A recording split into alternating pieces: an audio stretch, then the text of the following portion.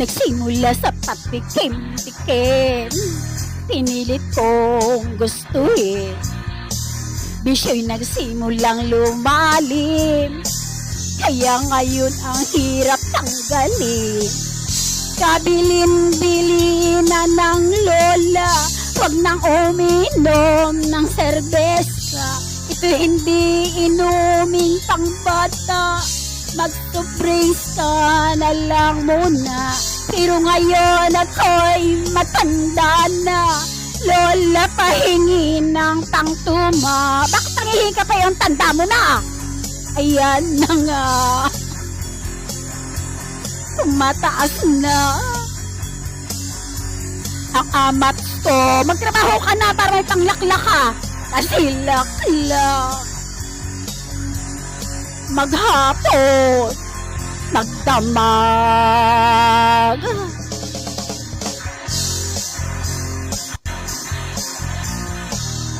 Laklak ka ng laklak. Ayan, lasing ka na naman.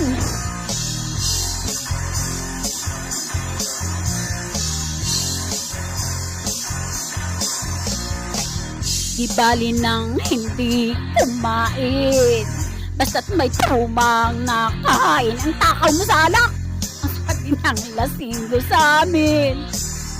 Pari sumat ka muna, kabilin-bili na ng lola, wag na uminom ng serbesa. Ito'y hindi inuming ang bata, mag-sobrisa na lang muna. Pero ngayon ako'y matanda na, lola pahingi ng pangtoma. Ano ka ba, matanda ka na, magtrabaho ka na para may pambili ka ng alak. Oh nako, nahihilo na ako kasi laklak maghapon, magdamag. Yan, sumuka ka na dyan. Linisin mo yung baho niyan. Ikaw na lola ang naglinis, nahihilo ako. Ano ka ba namang bata ka? Inom ka ng inom maghapon. Ayan, sumuka ka pa dyan.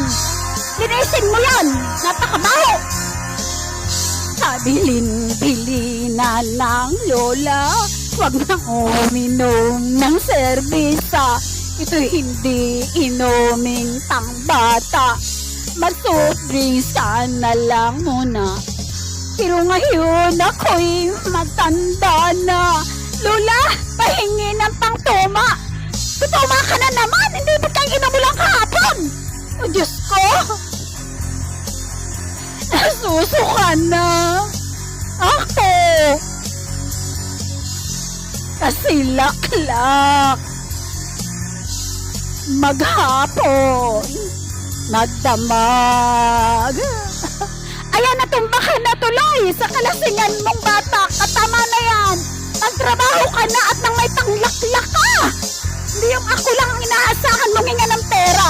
Napakatanda ko na ako, ikaw na nga magtrabaho. Pero lola, wala po tumatanggap sa akin kasi amoy alak daw po ako. Ay nakong bata to, ano na ba yan?